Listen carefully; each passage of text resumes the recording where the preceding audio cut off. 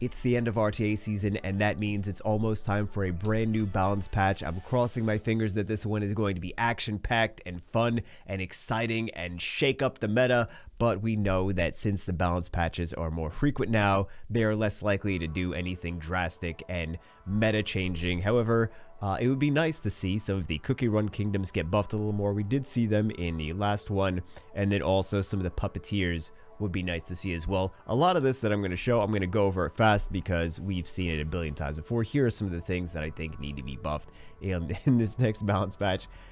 Half of it's going to be things we've already discussed before, but yeah. Okay, first one, Gargoyles. I'm going to keep saying this until I'm blue in the face. Gargoyles should start out in Stone State. That's just going to make all of them more meta, just straight away. Both of these were also, I think they were very, very low on the tier list, which we just did. It's a community vote tier list. No surprise there. Jojo is a bomber, but he's a defense-based bomber, so I don't...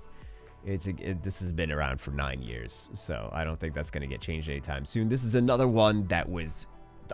what F tier on the tier list that we just did. So I think that and also the Poison Master here. Fire Dulce, even the Poison Master. So I think that's a pretty good indication that he needs some kind of buffs. Again, Comptos can just go look at the tier list. It's not something that I did myself. It is something that maybe not everyone. It's something that you guys voted on, and I think they should at least. They're not going to take a look at it. I don't even know why I'm wasting my breath. This one would be nice to see his passive activate under a different condition. A little more useful because the fire one's great. The water one's great. Water one's underrated. Water one's underrated. You guys should be using it more. Death Knight, any reviver, really. Not really meta unless it's Nana. Even Vanessa can be used, but yeah, most revivers, not really. Jin. The activation rate is low. Otherwise, Jin could be very useful. Lewis is so bad. Eladriel, there's so many cooldowns in the meta that really he doesn't get a chance to do much of anything. I mean, you still see him on siege defenses sometimes, but Camila, I know some people will disagree with me because you can still use Camila on rush hour defense, but I just feel I would like her to be useful for more than just that, for more than just like one hour a week. Christina is another one. Like, it's not that they don't have uses, it's just that they're nat 5s. They should be useful in more than like 1 or 2 places.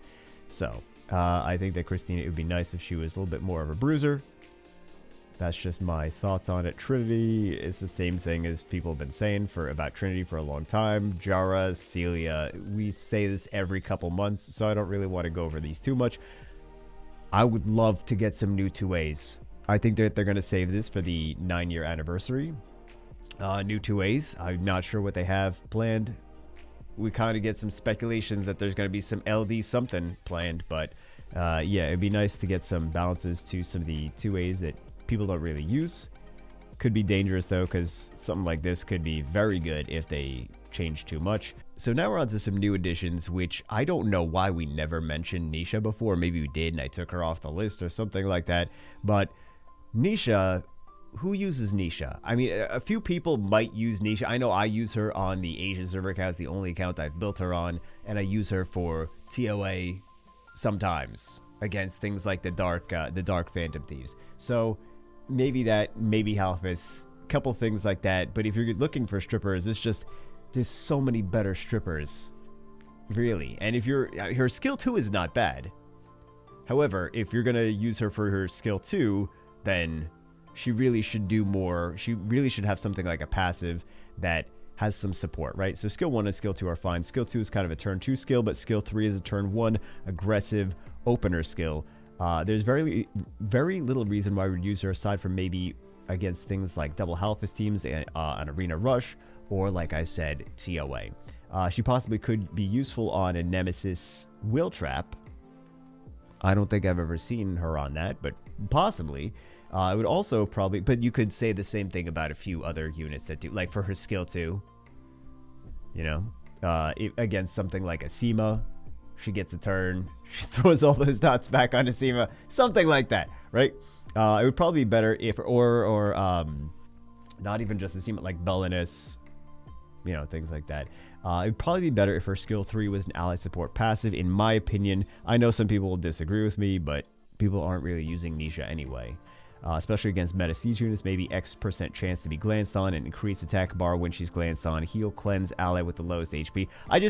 I wish she was at least useful for siege, right? I don't really have the same standards as what I think Nat 5 should be. She's a Nat 4, so I just wish she was a little bit more useful where we use Nat 4s, either for fast dungeon teams, which not really, or siege against 4-star bases. So if she was more useful against 4-star bases, that would be great. I think that would be where I could see her going. Win pure vanilla, conditional reflect damage. I know some people like him. I know some people use him, but really not too many. Most people that have him just have him in storage. I have it fully skilled up, and I don't use it ever. Skill 2 should, he conditional reflect damage. Units must have a shield for it to activate. Skill 2 should be improved for a stronger shield and heal. He's a new Nat 5, not an old Nat 4.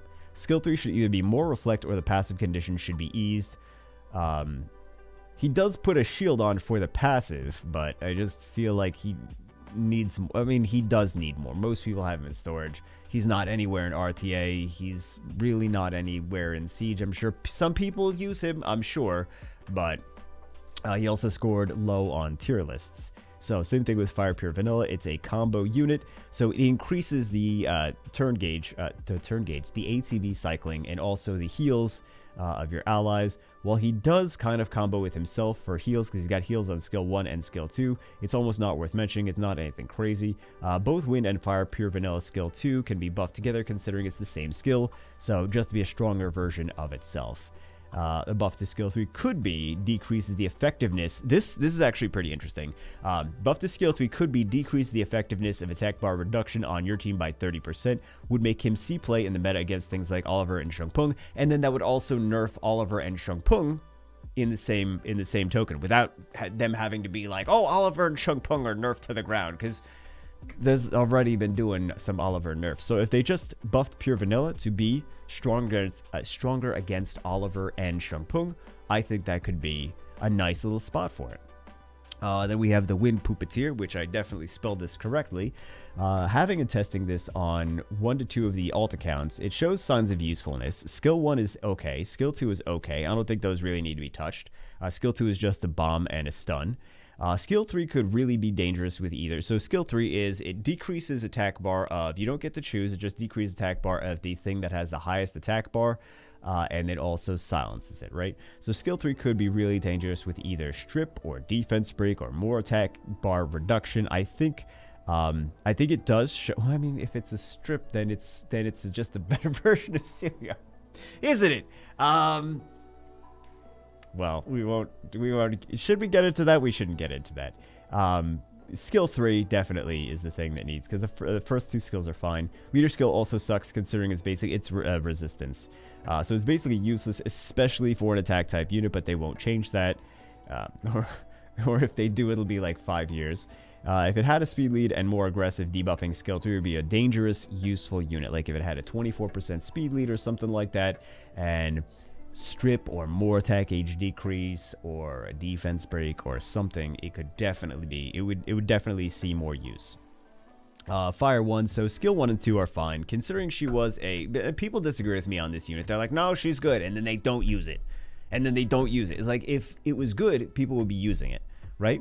So considering she has turn 1 skill 1 turn cycling and a skill 2 skill 2 bomb, makes me want to compare her to Gianna, but her skill 3 strips into almost nothing. It's the debuff that is not very useful, not the strip. So if we compare her to Clara Varisa, Wind, Fire, Dark, Robo, Fire Ken, Chiwu, Bering, Corona, you get the idea, right? All of these other strippers, why would we choose Fire Puppeteer over any of those? I wouldn't. I would rather just have those other units, not Fire Puppeteer. So the problem is the same as Beth and Bale, that the debuff itself is not useful enough in the current PvP landscape. So it's not the strip, it's not the skill 1, it's not the skill 2, it's that debuff. If they change that debuff to be stronger or different, then that would make all of these units more useful. And again, it's not like Bale and Beth are super meta units in the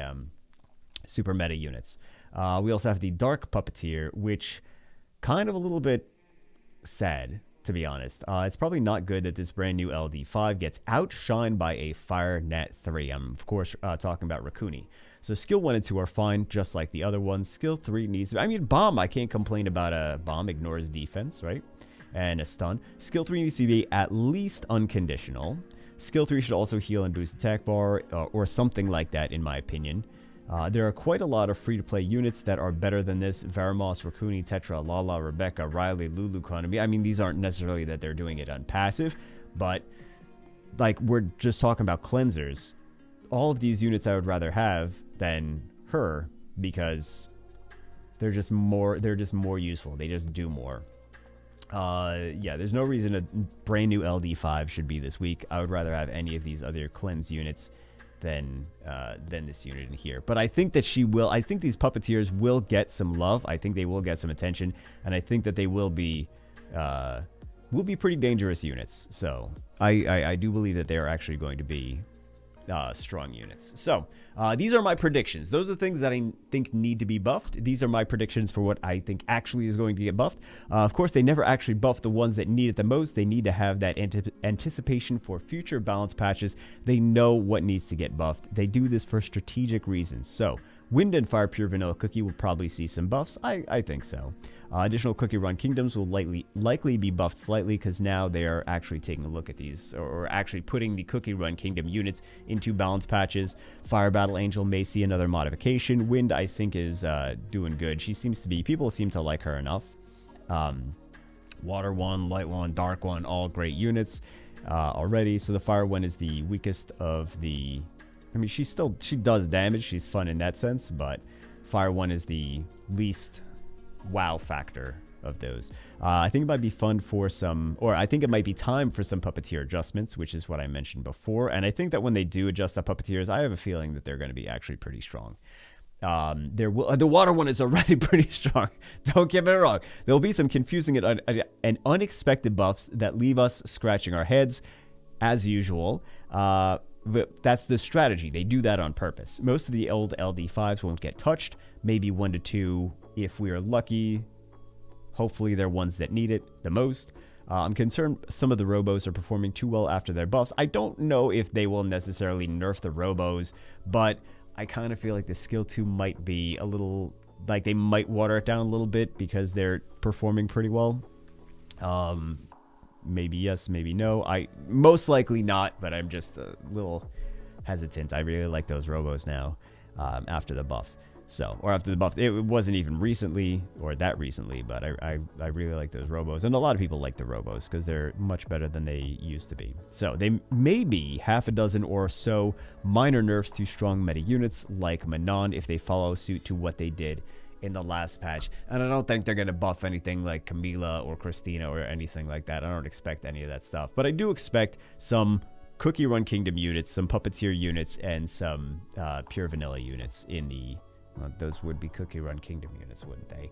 Anyway, we'll see soon enough. I hope I didn't put this video out after the balance patch information is already released. But sometimes I schedule these videos in advance. So I'll like record it the night before and then schedule to post in the morning. And then, like, who knows if, like, a couple hours before it's scheduled to post, it's like, by the way, here's balance patch. So I was like, oh, okay. Well, now I look very stupid. Or like a, well, whatever. Anyway, that's it for this one. Hope you guys enjoyed it. Let me know what you think, what you would like to get buffed in the comments. I will see you, as always, in the next one.